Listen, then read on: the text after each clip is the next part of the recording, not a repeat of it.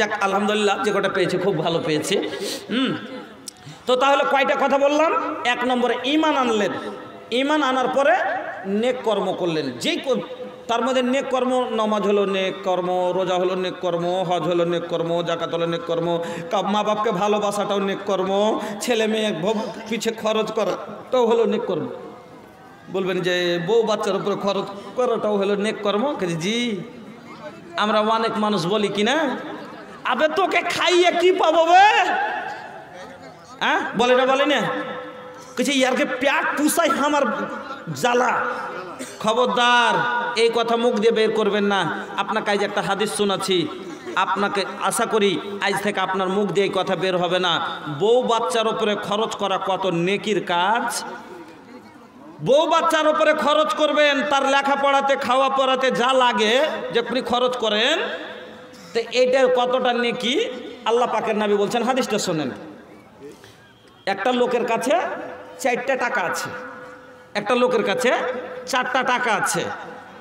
আল্লাহ রাসূল বলছেন দিনারুন আনফাকতাহু ফি সাবিলিল্লাহ ওয়া দিনারুন আনফাকতাহু আলা রাকাবাতিন ওয়া দিনারুন তাসাদ্দাকতা বিহি আলা মিসকিনিন ওয়া দিনারুন আনফাকতাহু আলা আহলিকা আযামু আজরান আল্লাযী আনফাকতাহু আলা আহলিকা।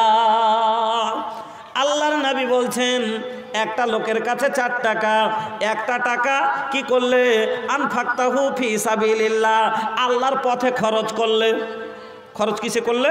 ফি সাবিলিল্লাহ, আল্লাহর রাস্তায়। ওয়া দিনারুন আনফাকতাহু আলা রাকাবাতিন, একটা টাকা দিয়ে দাস মুক্ত করলো, গোলাম আজাদ করলো। তাহলে কয় টাকা শেষ? কয় টাকা গেল জি ভাই? বাঁচলো কয় টাকা? 2 টাকা। 1 টাকা দিয়ে কি করলে? একটু হ্যাঁ হুঁ করবেন তাহলে তো বুঝতে পারছেন। 1 টাকা দিয়ে কি করলেন? প্রথম টাকাটা কি করেছিলেন? আল্লাহর রাস্তায় দিয়েছেন। দ্বিতীয় টাকাটা কি করেছেন? তো গোলাম আজাদ, কেউ গোলাম বানা ছিল তাকে কিনে আজাদ করে দিয়েছে। 3 নম্বর টাকাটা তাসাদ্দাকতা বিহি আলা মিসকিনিন, 3 নম্বর টাকাটা মিসকিনকে সাদকা করেছে, ফকিরকে দিয়েছে। কয় টাকা শেষ? 3 টাকা। বাঁচলো কয় টাকা? 1 টাকা। নবীজি বলছেন আদিনারুন আনফাকতাহু আলা আহলিকা, 4 নম্বর টাকাটা নিজের বউ বাচ্চার ওপরে খরচ করেছে, বা তারাকে খাওয়াতে পড়াতে খরচ করেছে, তার শিক্ষা দীক্ষাতে খরচ করেছে। নবী বলছেন আযামু আজরান আল্লাযী আনফাকতাহু আলা আহলিকা, ওই যে 3 টাকা আগে খরচ করেছিল, ফকির মিসকিনকে দিয়েছে, আল্লাহর রাস্তায় দিয়েছে, আর দাস মুক্ত করেছে, গোলাম আজাদ করেছে।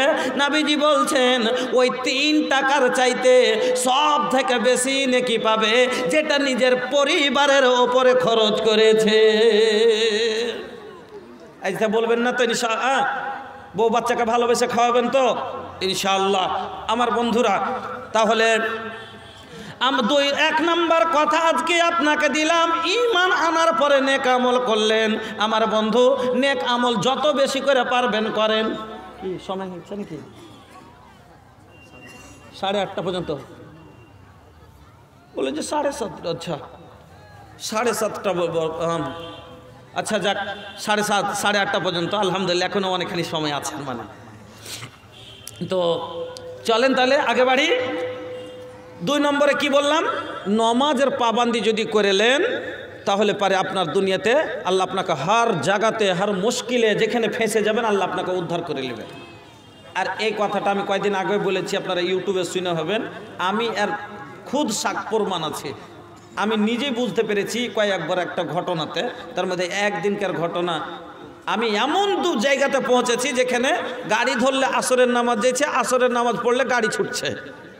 তারপরও আমি বললাম যে গাড়ি ছুটে তো ছুটবে আজ, কিন্তু নামাজটা পড়বো তারপরেই চাপবো, কেন যে লম্বা রাস্তা। হ্যাঁ গাড়ি ট্রেন পেলাম না, ছুটে গেল। যাক মনে কষ্ট নিলাম না যে বাসই যাব। কি হলো, টাকা বেশি লাগুক কিন্তু নামাজটা পড়ে যাব। আল্লাহু আকবার। আপনাকে বলছি ওই কোনটা পূর্ণিয়া, যেটা শিলিগুড়ি রোড, পূর্ণিয়া থেকে শিলিগুড়ি দালখোলা হয়ে ওই রোডে ওই রকম অ্যাক্সিডেন্ট আমার লাইফে হয়নি। একটা চাকার ভরে ডাংরাঘাট ব্রিজটা আছে, ব্রিজের উপরে একটা চাকাতে আটকা গাড়ি এরকম লটকা আছে। আল্লাহ আল্লাহু আকবার।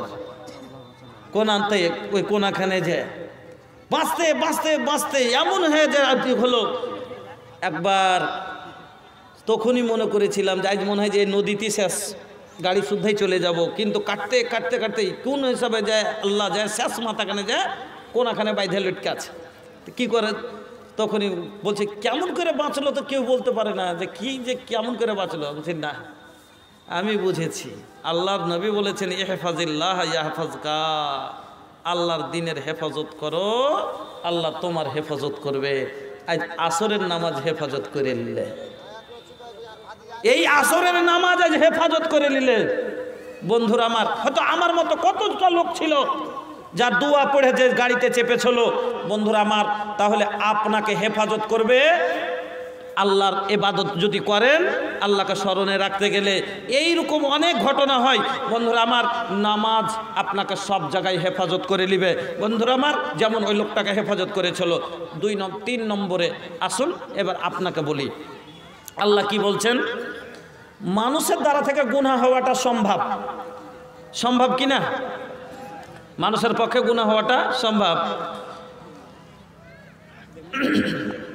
बतिया कैसे बताई, यहो बतिया कैसे बताई, आवाज नहीं खे, हम हो कैसन मुसलमान बनी लाज नहीं खे, हम हो कैसन इंसान बनी लाज नहीं खे। मोबाइल चलावे और गावे लगाना, मोबाइल चलावे और गावे लगाना, ओह से परेशान अपना बेगाना, ओह से परेशान अपना बेगाना। एकर जिंदगी में कहियो नमाज नहीं खे, एकर जिंदगी में कहियो नमाज नहीं खे, हम हो कैसन मुसलमान बनी लाज नहीं खे, हम हो कैसन इंसान बनी लाज नहीं खे। মানুষের দ্বারা তো সব গুনাহ হওয়াটা সম্ভব। নবী বলেছেন কুল্লু বানি আদম খাতাউন ওয়া খায়রুল খাতাইনা তাওয়াবুন, আদমের প্রত্যেক সন্তান গুনাহগার, গুনাহ হবে এর পক্ষে, কিন্তু সবথেকে ভালো কে? গুনাহ করার পরে যে তওবা করে লাই, নিজের ভুলটা বুঝতে পারে, ভুল করে থেকে যাইতে হয় না, গুনাহ করে মাফ করে নিতে হয়। আমার বন্ধুরা আসেন আপনাকে বুঝাচ্ছি আল্লাহ কি বলছেন। কোনো বান্দা যদি গুনাহ থেকে তওবা করে লাই, আল্লাহু আকবার, হাজি ভাই গুনাহ করেছি আমি, পাপ করেছি আমি ক্ষমা চাইলাম, আল্লাহ ক্ষমা করে দিলেন, আমার উপকার হলো যে আমি জান্নাতে যাব। কিন্তু আল্লাহ কেনে খুশি হন এতে? আল্লাহর নবী বলছেন যে কোনো পাপী বা ব্যক্তি যখন গুনাহ থেকে তওবা করে আল্লাহ কত খুশি হন, একটা উদাহরণ দিলেন। কি শুনবেন? কোনো পাপী মানুষ যখন কি হয়, তওবা করে লাই নিজের গুনাহ থেকে যে আর পাপ করব না, নামাজ ছাড়ছিলাম আর ছাড়ব না, রোজা ছাড়ছিলাম আর ছাড়ব না, জেনা করছিলাম আর করব না, সুদ খাচ্ছিলাম আর খাবো না, যদি তওবা করে লাই অন্তর থেকে, আল্লাহ তার ওপরে কতটা খুশি হন। নবীজি হাদিসের মধ্যে বলছেন, এক উদাহরণ দিয়ে, যে একটা লোক সফরে বেরিয়েছে, এত লম্বা সফর 500-700 কিলোমিটার যাবে, এবার ঘোড়াতে চেপেছে, 700 কিলোমিটার যেতে হয়তো 1 মাস লাগবে, তার খাবার নিয়েছে, ঘোড়ার উপরে বেঁধে নিয়েছে, জলের ব্যবস্থা নিয়েছে, আর চলতে শুরু করেছে। এই যুগে তো সব জায়গাতেই লোক, সব জায়গায় দোকান, সব জায়গায় জল, দোকানে নুক্কাড়ে সব জায়গাতে। ওই যুগে তো জল ছিল না, ওই জায়গাতে গ্রাম ছিল না, মাঠকে মাঠ 500-700 কিলোমিটার লোক ছিল না। এবার এত বড় লম্বা সফরে যাবে, তো ব্যবস্থা নিয়ে লোকটা বেরিয়েছে। এবার মোটামুটি অর্ধেকটা যখন গেছে, এক জায়গায় লোকটা একটু বিশ্রামের জন্য শুয়েছে। এবার শুয়েছে, ঘুমিয়ে গেছে। কিছুক্ষণ পরে যখন ঘুম ভাঙছে, লোকটা এবার যখন চোখ খুলে দেখছে